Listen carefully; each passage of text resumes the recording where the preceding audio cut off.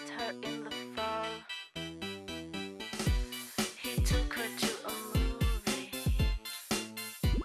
and when they done it all. Hello and welcome to the Fabulous Picture Show. I'm Amanda Palmer. This week at the Everyman Cinema, we're showing the multi-award-winning Day Night, a film written and directed by Julia Loktev, who's joined us here. Her film follows a female suicide bomber in New York. It's a fascinating story and it's likely to ignite an interesting Q&A. Also on the show. Wife's been hurt. Is anybody a doctor? Is there a doctor? Brad Pitt's holiday disaster sets off a chain of global tragedy in Babel. We look under the skirts of Italy's Oscar-winning costume designer, Gabriella Pascucci. Come!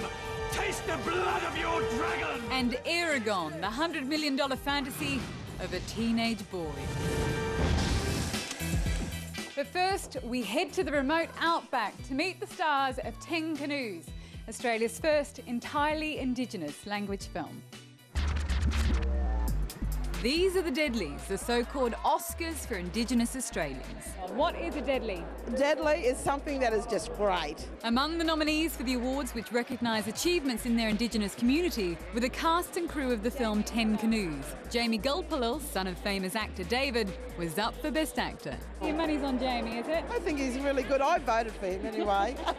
Raised in a community where English is rarely spoken, Jamie was a bit anxious he might win. Yeah, this never than the first time when I took this English. And the deadline goes to Jamie Gulpilil. Thank you. The Deadlies were just the beginning. 10 Canoes! This month, 10 Canoes scooped 6 prizes at the Australian Film Industry Awards, including Best Film. And it'll now represent Australia for Best Foreign Language Film at the Academy Awards. Long time ago, 10 of us men went on the swamp. 10 Canoes journeys into the traditional life of the Yolngu people, centuries before the white man arrived. There's war in this story, and sorcery. And the belly is as big as a mountain. It's a cautionary tale of how one man's wish for another man's wife gets him more than he bargained for. Wait! The Ramangingin community invited director Rolf de Heer to visit their homeland, the Arafura Swamp, and asked him to make a film about their past in their native languages. When I first went to Ramangingin, it was for me the most foreign country I'd ever been to. There's a photograph taken back in 1937 of 10 canoeists on the swamp, which was the sort of starting point for the film. Very good, everybody. And most people in the community are related in some way or other to one or more of those men.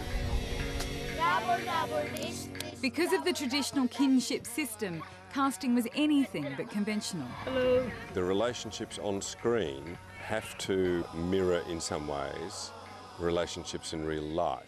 And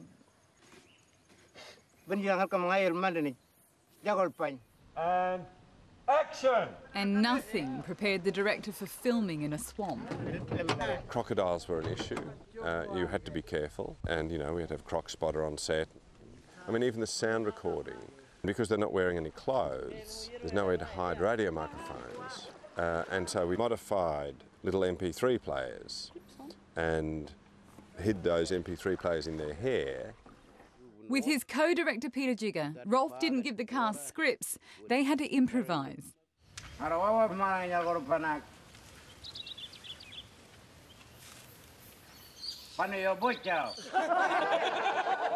For Francis, acting's been a lifetime ambition. I used to play roles about Marilyn Monroe.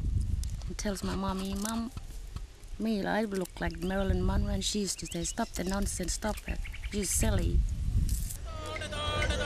Away from the award ceremonies, they held a premiere in Darwin, where a third of the population are Indigenous.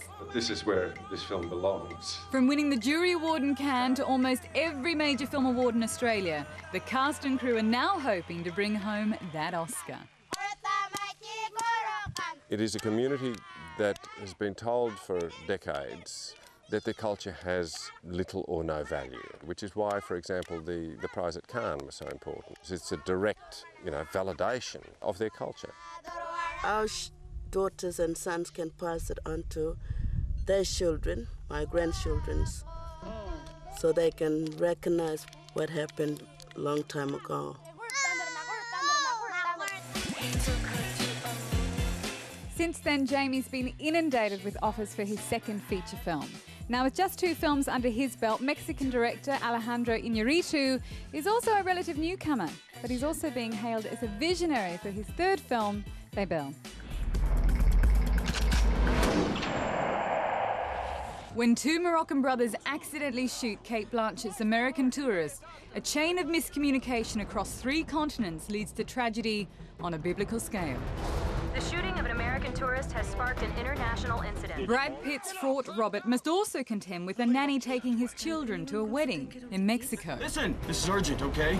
You look into a lot of the problems in the globe, and a lot of it has to do with our inability to understand each other, where we're coming from, and I think the film resonates on that level.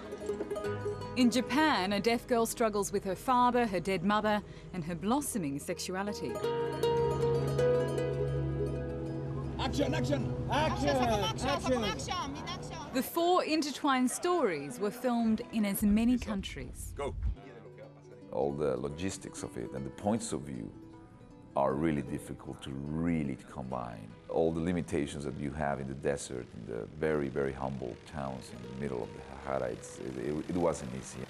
Cate Blanchett had her challenges as well, playing a part with very few words. That scene, because she's been shot, is one of the most difficult things. Like, normally the film, you see this guy shot and he's like, oh. And she does perfect. Another highlight for the director was working with non-actors, and a complete novelty for Saeed Tashani. It was really nice working on the film, but not very easy at all, because of the fact that you have to learn lines and perform scenes. Babel is a harrowing examination of the human condition in the 21st century and is tipped to earn the director of Amoris Peros his second Oscar nomination. We will find these people, whoever they are, we will find them. Some critics say Babel is so good, it can change your perception of the world. Gabriel Byrne says Lawrence of Arabia changed his. Well, we asked him and others for their most profound cinematic experiences. Oh, so many movies. Yeah, more than definitely. More than one. Which one? All movies from Sergio Leone, of course, yeah. Scorsese at the beginning. Coppola, of course. Coppola, Soderbergh. Yeah. Lars Wong Kar-wai at the beginning. There's a lot of films that changed my life. Probably Close Encounters of the Third Kind, at the beginning of 1980s, Steven Spielberg. The one film that really overwhelmed me in terms of cinema was Lawrence of Arabia. I don't believe with movies that change life. I have to tell you, I saw many movies. I can tell you movies that touch me but not change my life. To be in a gigantic cinema with those characters, 50 times larger than life, with the desert and the sky, and I don't know how I feel about it now, but it's certainly one of the most beautiful cinematic experiences I've ever had. It was for the first time I realized that behind a film there was a director. Before that I was young and I thought a film was were made by the actors, a film with or by Harrison Ford. Paris, Texas changed my life for a little bit, and I think gave me the idea that the movie can be so strong. I see them and it's like, do you think we'll be able to do something like that one day? Yeah, let's hope so. I need the rent. I can't wait anymore. I need you out of here in the morning. Coming to an awards ceremony near you next year will be Will Smith for his role as a homeless, penniless, single-parent dad in the pursuit of happiness. Did Mom leave because of me? Mom left because of Mom, and you didn't have anything to do with that. In case you hadn't guessed, the little boy is indeed Smith's little boy, Jaden Smith. to be able to lay in a subway bathroom with my real son just added to the ability to be able to transform. I think you need to fly. Filling the Harry Potter Lord of the Rings family fantasy slot this year is Eragon. It's an everyday tale of a farm boy who hatches a dragon's egg based on a novel by a 15-year-old boy.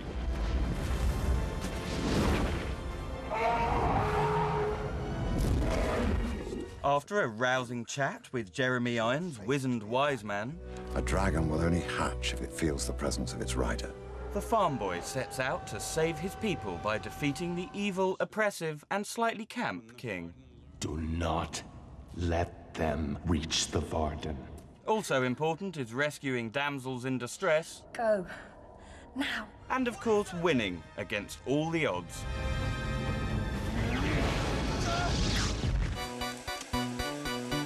In part 2, we get into the mind of an American female suicide bomber with Day Night, Day Night from director Julia Loktev. Julia, now you've shown this to North American audiences already, and it seemed quite interesting, the response. We've shown it at a couple of festivals in North America where it's been really, really well received. Strangely, there's been more criticism from the left than the right so far, which is surprising. That's really interesting. We'll get to talk about that more after the audience sees the film. That's in part 2. He met her in the fall.